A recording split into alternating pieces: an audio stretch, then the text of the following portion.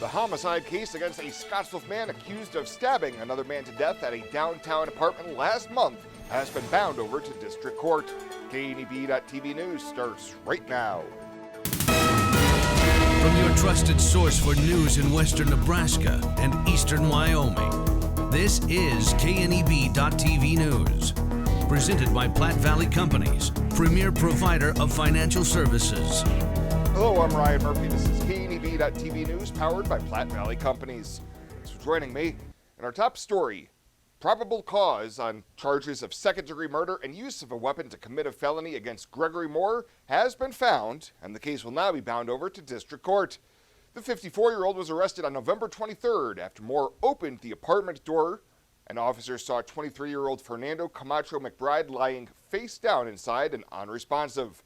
Additional court records indicate that at the time of the stabbing, Moore was free on bond in another felony case from March in which he was charged with felony terroristic threats and use of a deadly weapon to commit a felony, plus misdemeanor third-degree assault.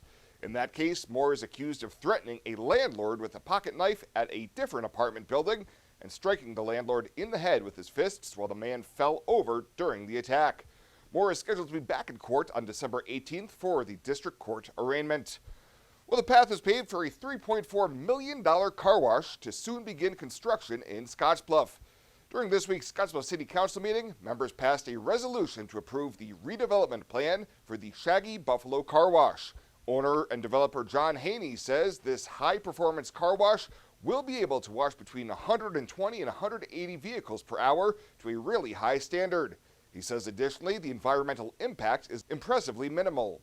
From an environmental standpoint, these are very efficient car washes. The average car wash in your driveway uses about 100 gallons of water. This one will use 20 to 30 per car. And 60 to 70% of that water is recycled. So we recycle our water. Following the passage of the resolution from the council, the business will be eligible for more than $1 million in tax increment financing through the city. Well, coming up after the break, Bill Boyer's in with your weekend weather forecast. Love that? Right after this on KNEB.TV News. At Platte Valley Bank, we realize the way people want to bank in the future may be different than it has been. As comfort levels and desires vary by person, banking may be different for some, yet not for others. We offer the best of both worlds, a traditional banking experience with our friendly tellers and an online or mobile banking option with features that you can personalize and utilize anytime, anywhere you go. So you can bank how you want, when you want, and from where you want to. Platte Valley Bank. Logos in Gering is the place to get all of your school spirit gear, personalized gifts, and promotional items for your business and employees and banners for any special event. Logos is also the only place to stop for custom screen printing or embroidery. You can even design it yourself on their interactive website. Stop into Logos today. They'll design it, print it, and have it to you in no time. There's no job too big or small for Logos. That's Logos in Gering.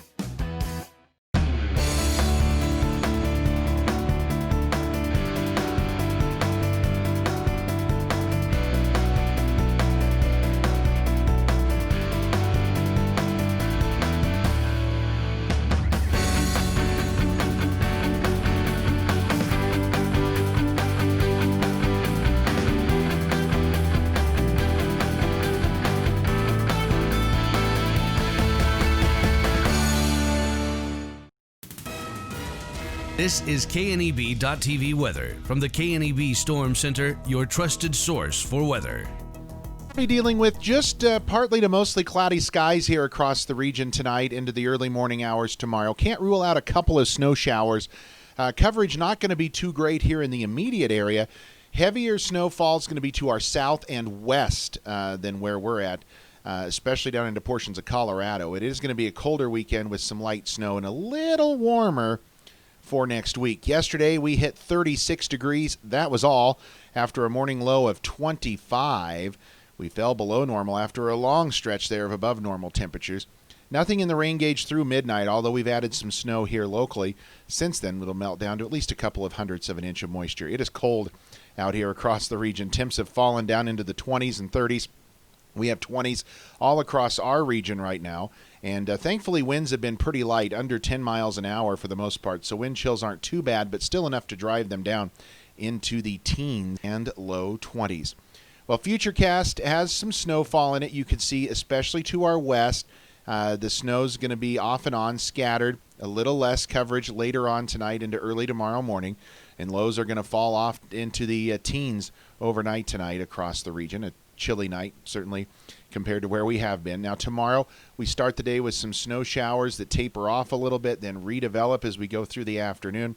Off and on, a mix of clouds and sun, and again, to our southwest there, that is where we're going to watch the heaviest snow, and it's going to slide down into portions of Colorado and be out of here by Sunday. We'll be left with a drier and sunnier day on Sunday. Going to struggle with temps tomorrow, only getting into the 20s and 30s here across the region.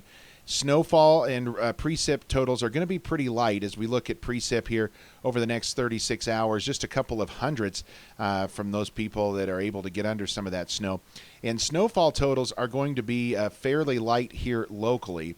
Now, as we zoom out a little ways, we can show you that there is a little more snow to our south and west in portions of Colorado. That area, they're going to experience a decent amount of snow here in the high country and clipping into portions of southeastern Wyoming. That area is where we're going to see heavier snow. Also a band of heavier snow off to the east in Nebraska and portions of Iowa.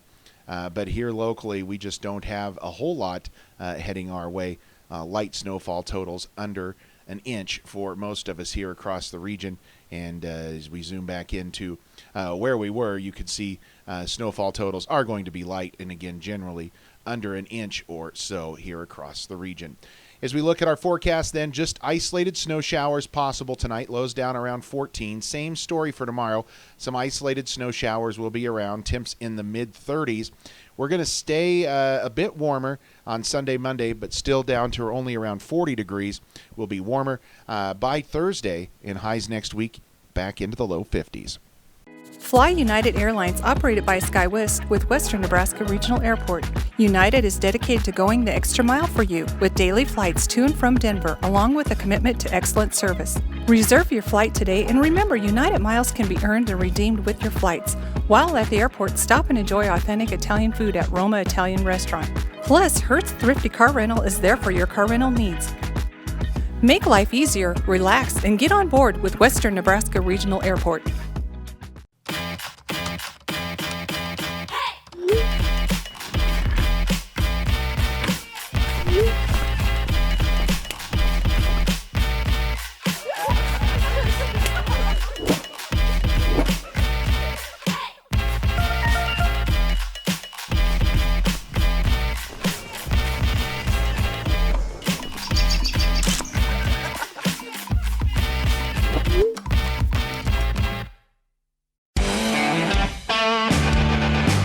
Welcome to Kelly's, home of the Valley's best selection of wine, spirits, and beer. Whether you're brand loyal to the tried and true brew or really enjoy trying something different and new, Kelly's has something for everyone. Family owned and operated and right on your way on West 27th Street in Scotts Bluff. Kelly's Liquor. If you can't find it at Kelly's, it's not worth drinking.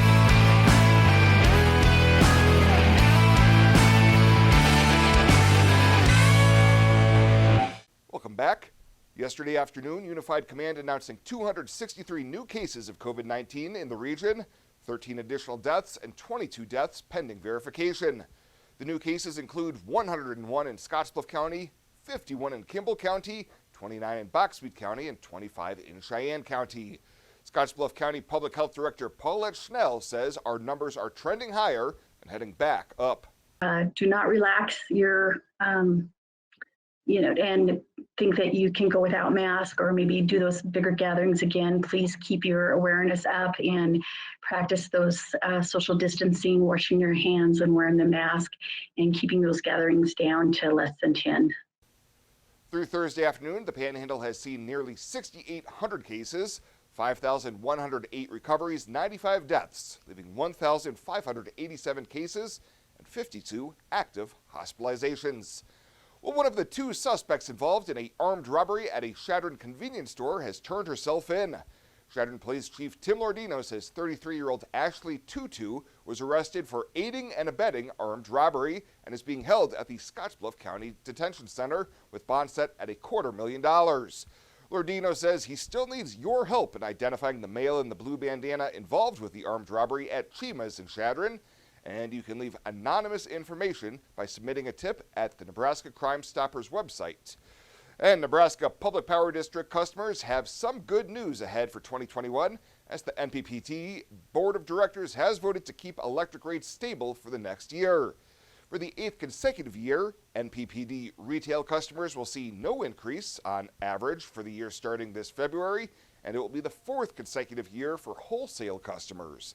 The board also approved the return of $73.2 million in rate stabilization funds to wholesale customers, which will provide a one-year average bill reduction of just over 10% below base rates. NPPD President and CEO Tom Kent says NPPD team worked hard to control costs and increase operational efficiencies without impacting service, reliability, or the safety of employees and customers. Well, still to come, Jason Jorgensen catching up with all things Huskers with Sean Callahan. KNEB.TV News will be back right after this. Hydrozen. Unplug and recharge. What is Hydrozen? It's total body relaxation. It's total body recharge. It's floating weightless on water. Floating your aches, pains, stresses, and worries away. Hydrozen is a revolutionary new therapy using Epsom salt saturated water as a way to relax and rejuvenate your body. And it's now available in Scottsbluff. It is for most ages and has many benefits to the mind and body. Visit hydrozenfloat.com or call us at 308-63-FLOAT.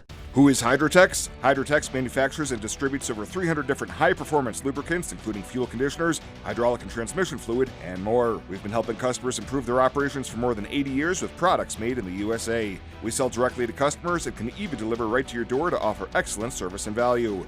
Our products are made to exceedingly extend drain and grease intervals to reduce maintenance and labor costs to improve the budget. Whether you're in a factory, farm fleet, or like to go fast, Hydrotex is here to help. Visit your local Hydrotex dealer in person or online today.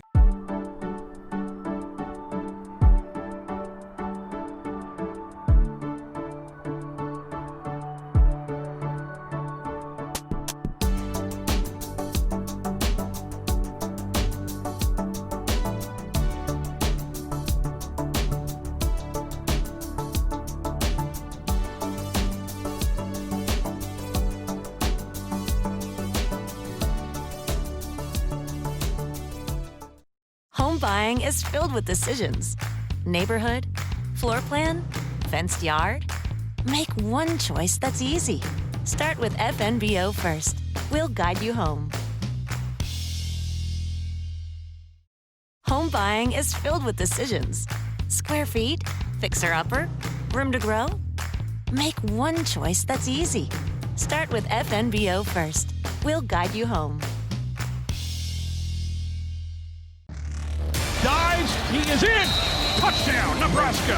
What an individual effort by Adrian Martinez. To give it off to Dedrick Mills, he pounds his way in there. Touchdown, Nebraska! Jason Jorgensen back with you as we bring you another edition of Husker Chat, brought to you by Newcomb Diesel of Kearney. As always, we are joined by Sean Callahan, the publisher of Husker Online. Well, Sean, we have a win to talk about. Things went pretty well last week for Nebraska, winning on the road over Purdue 37-27. As we take a look back at that one, a lot of things for Scott Frost and company to like. Yeah, it started out right out of the gate. Nebraska is able to block a punt. A walk-on, Levi Falk blocks it, and it's scooped up by a walk-on, Simon Adi, to the 1-yard line. Boom, 7-0 before you know it. And then they get a 3-and-out, a punt return, the ball to the 17-yard line, 14-0. So I felt like the defense and the special teams really set the table, and it took a lot of pressure off of the offense at that point, that they were able just to have a 1-yard field and the 17-yard field, which helped them jump up early. I thought the defense, though, the way they shut down the run, I thought the way they tackled in space, it didn't get a lot of attention, but a guy like JoJo Dolman did an excellent job on Rondale Moore, really limiting him from doing much once he caught the football. I don't know if the black shirts will ever be confused with the 85 Bears, but when you mention this defense, they have improved. It was great to see the pressure they got with just 3 and 4 guys getting home on Saturday. Yeah, early in the game, we saw 3 sacks from just a 3 to 4 man rush, and that just hasn't happened, Jason, all year. Garrett Nelson and Ben Stille particularly. I think Honus has been a really good pass rusher too, and that was huge. It set the tone. It gave the ball back, and I thought they really, physically, won up front on defense, and so that played a big factor. The other series that really jumped out to me, that it was a 2nd and 1.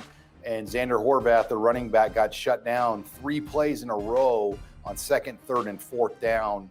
And that was a statement for Nebraska's defense to shut down a running back, a big physical back like Horvath, and not let him get going. I thought the defense really fed off that.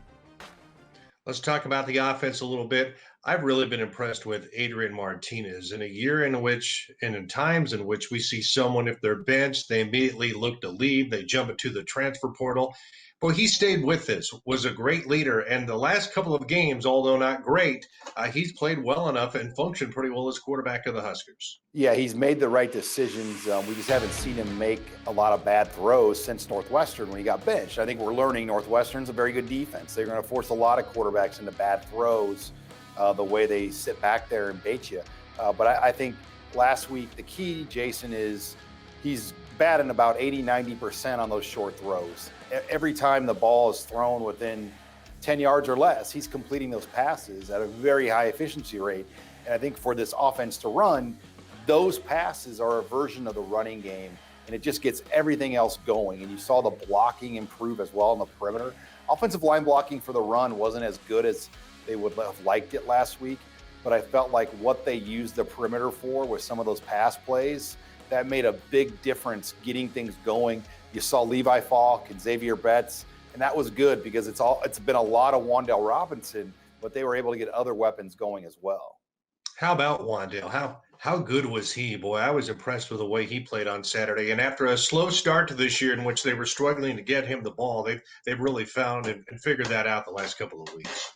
Yeah, you look at the first game or two, he hardly got the ball, and now he is the offense. I mean, he is the primary receiver.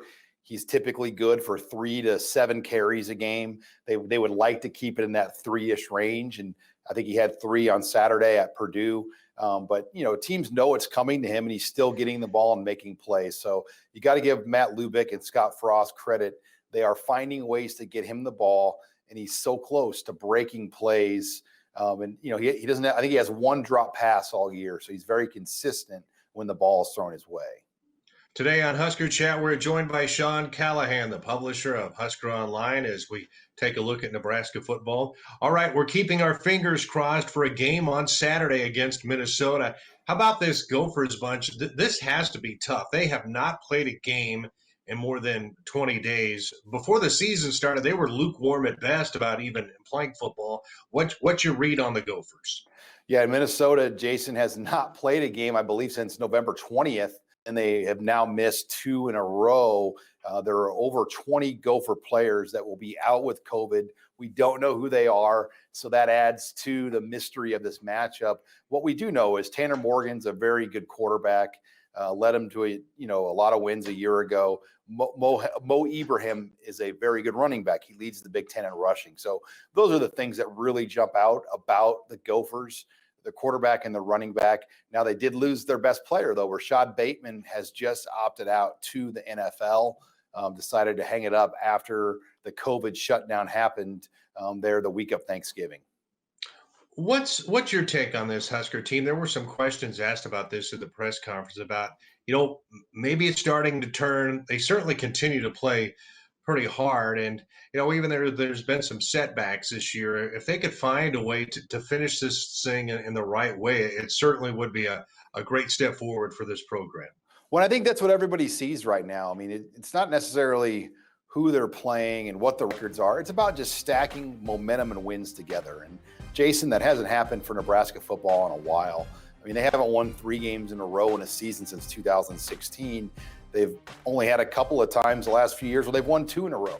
And this would give them a chance to do that. So I think you got to start with baby steps and getting 2 wins in a row would be huge. And they had that opportunity earlier in the year. They blew it against Illinois. And I think they've got a real opportunity here, obviously, to get a win at home on Saturday. And they're getting Minnesota at a great time. So there are no excuses for the Big Red as they get ready for Saturday.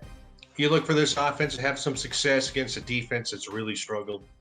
They should, and I would like to see the running game do more. Dedrick Mills shook off some rust. The quarterback runs weren't there as much last week either. I think Bob Diaco and Purdue had a good plan for that, so they shut that down. But they've got to be a little bit more balanced. Last week, they struggled to run consistently. You would like to see them over 200 rushing yards this week against Minnesota. All right, we'll see what happens come Saturday. Sean, as always, thanks a lot for your time. Thanks, Jason. That was Sean Callahan, the publisher of Husker Online, joining us once again for Husker Chat. It's brought to you every week by Newcomb Diesel of Kearney. I'm Jason Jorgensen. Small business, you're the engine that makes our communities thrive. That's why we're with you, providing more for you, so you can focus on what matters most.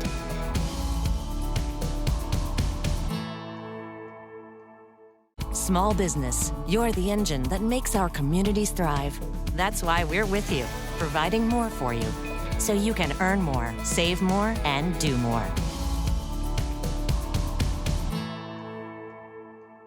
For the past 44 years, Platte Valley Vacuum and Sewing has been serving the Wyobraska area. That's quite a long time. At Platte Valley Vac and Sew, you'll find quality sewing machines, quilting and embroidery machines, even sergers from name brands such as Pfaff and Baby Lock, both known for their well-made machinery. Keep in mind you'll receive one-on-one lessons with your machine purchase. Platte Valley Vac and Sew also offers a fine selection of 100% cotton quilting fabrics and a great selection of threads and notions to assist you in most any quilting or embroidery project you might have. For all your sewing machine quilting needs, stop by Platte Valley Vac and Sew, downtown Scottsbluff.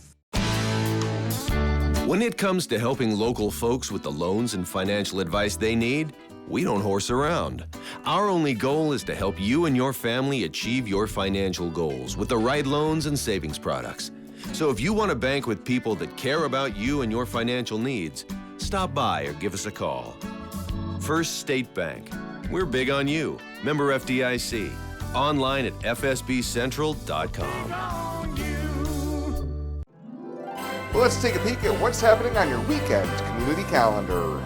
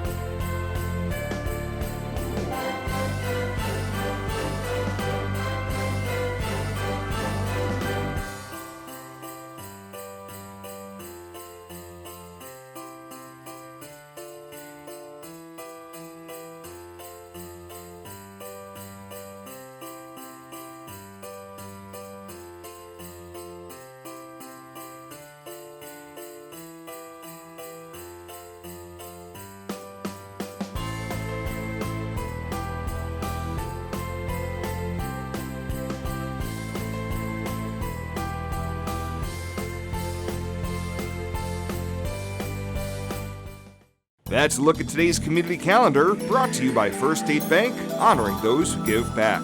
Nominate your community champion at fsbcentral.com. Find out what convenient really means at the Western Travel Terminal. Start with our great selection of food and drinks, from for real milkshakes and fresh brewed coffee to snacks and hot food. Next, check out our beer and spirits with their everyday low prices. Finally, let us work for you with our full-service gas station and automatic truck and car wash. All this can be found at 822 South Beltline in Scottsbluff. Western Travel Terminal, your convenient shopping, restaurant, and full-service gas leader. At Platte Valley Investment Center, we believe in personalized planning for your financial goals. As your retirement income partners, our concern for your success, combined with resources from Raymond James, can help you make confident decisions for your financial future. Our team of financial advisors will help you make your money work just as hard as you did to earn it. After all, our goal is to help you reach your financial goals. Call me, Jody Rosiska, or Kevin Fig, Financial Advisors, to set up your free, no-obligation pre-retirement review. And finally tonight, funds used to promote tourism throughout Scottsbluff County have seen some improvement thanks to the lifting of gathering restrictions and events during the late summer and early fall. Tourism Director Brenda Lacey told the commissioners both the capital improvement and tourism promotion funds have been down about $100,000 each from pre-pandemic projections. However, she told the board lodging in the area saw a nice rebound after a horrible July. But August and September were fantastic. As a matter of fact, for September, we're only down $1,740 from what we were last year. So really, no change at all for September, and that really brought us back up. So now we're only down $55,000 in each account instead of $100,000. As the figures also have yet to come in for October, which originally had low lodging expectations before the area was awarded and hosted this year's Girls State Golf Tournament. She credited more travel and events such as the Old West Balloon Fest, Monument Marathon, and the production of Street Outlaws with having helped close the funding gap. Well, that does it for us this time. Thank you so much for tuning in. Stay safe out there. Have a great weekend. We'll see you back here on Monday.